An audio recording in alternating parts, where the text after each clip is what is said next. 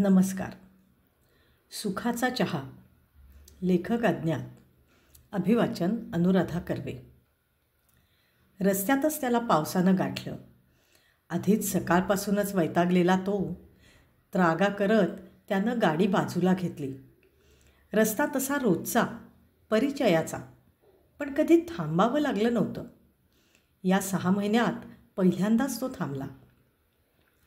पत्र्याच्या शेडखाली छोटीशी चहाची टपरी होती. तसंही आज सकाळच्या घटनेमुळं चहा प्यायचा राहिलाच होता. आणि आता वातावरणही छान होतं. हा पाऊसही त्याला पुढे जाऊ देणार नव्हता. टपरीवर एक जोडपं आणि छोटं मूल होतं.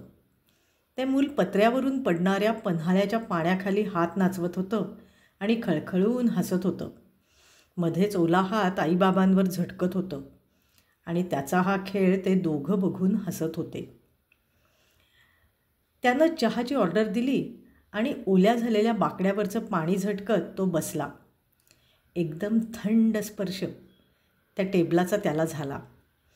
त्याचं त्याला छान वाटलं. समोर रस्त्याच्या पलीकडे दूरवर पसरलेली शेती आणि त्यामागे उभे अवाढव्य हिरवेगार डोंगर चिंब पावसात धूसर होऊन मजा करत उभे असलेले दिसले. हे सगळं बघताना त्याचा फोन वाजला. बायकोचाच. त्यानं कट केला. सकाळपासून हा 5वा फोन तिचा. काहीतरी चुका करत राहते आणि आपला मूड घालवते. लग्नाला अजून 4 महिने नाही झाले, पण बोर झालं आहे हे सहजीवन.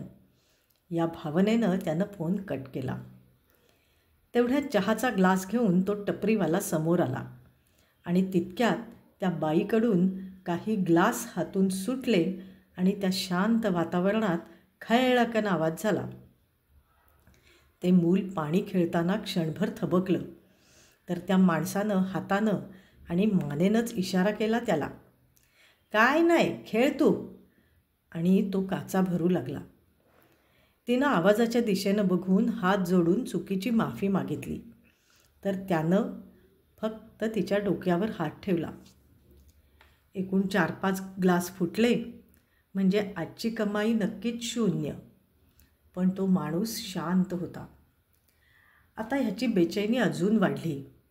ह्याला सकाळचा प्रसंग आठवला. आपणच मध्ये आलो आणि बायकोच्या हातातला कप फुटला. तर आपण किती चिडलो, बोललो तिला, पण ती शांत होती ह्या वातावरणासारखी. आणि आपण ह्या चहासारखे गरम. शब्दांच्या वाफा आपल्या तोंडातून निघत होत्या. आपलं तर फारसं नुकसानही नव्हतं, पण आपण किती रिॲक्ट झालो. त्यामुळे दिवसभर आपला मूडही खराब होता. आणि हा माणूस चिडण्याऐवजी उलट काचा वेचून परत आपल्या कामाला लागला. खूप काही शिकल्यासारखं वाटलं त्याला या अनुभवातून. तो पैसे द्यायला काउंटरजवळ आला. 20ची नोट देताच चहावाला म्हणाला, सर, सुटे नाही माझ्याकडे 10 रुपये द्यायला. तुमच्याकडे असतील तर बघा. त्यानं खिसा तपासला, पण नव्हते सुटे. चॉकलेट देऊ? चहावाल्याने विचारलं.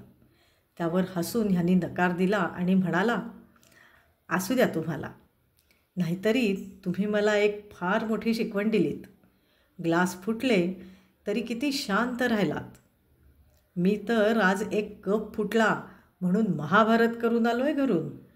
चहावाला हसून म्हणाला, तिला दिसत नाही, नाहीतर ती माझ्या कामात मदत करतेच की. कधीतरी चूक होणारच. आपल्याकडूनही होते. फक्त आपल्याला रागवणारं कोणी नसतं आहे.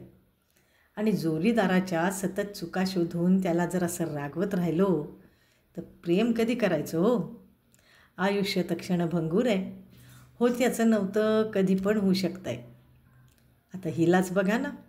लग्नाच्या वेळी डोळस होती ती आणि एकाएकी दृष्टी गेली.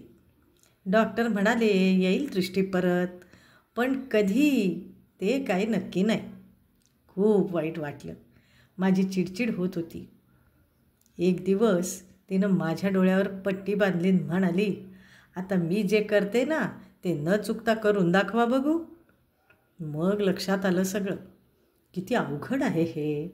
त्या दिवसापासून ठरवलं, कितीही नुकसान झालं तरी तिला रागवायचं नाही. माणूस नेहमी स्वतःच्या बाजूने विचार करतो ना हो सर. थोडं समोरच्याला समजून विचार केला ना की सगळं लक्षात येतं आहे बघा. ह्याला आता जास्त आश्चर्य वाटलं. अंध बायको असून किती शांतपणे स्वीकारलं हे सगळं. आपण तर जणू चिडणं हा आपला अधिकार आहे अशा आविर्भावात असतो सतत. पण आपण तिच्या या कुठल्याच विश्वात नसतो. त्याला एकदम भरून आलं.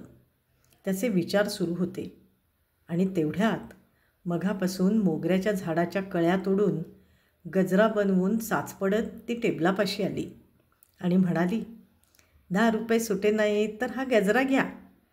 कुणाचे फुकट पैसे नाही ठेवत आम्ही. तसंही गप्पांनी महाभारत झालं आहे म्हणता घरात. या गजऱ्यानं मिटवून टाका झालं. कसं आहे, कपातलं वादळ लवकर मिटलं तर संसारामध्ये मजा असते नाही का.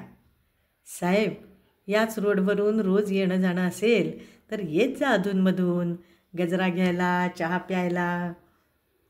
तो बघतच राहिला त्या जोडप्याला.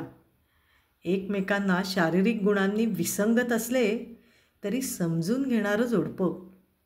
त्याने गजरा घेतला आणि 20 रुपयात खूप काही मिळालं या भावनेनं निघाला.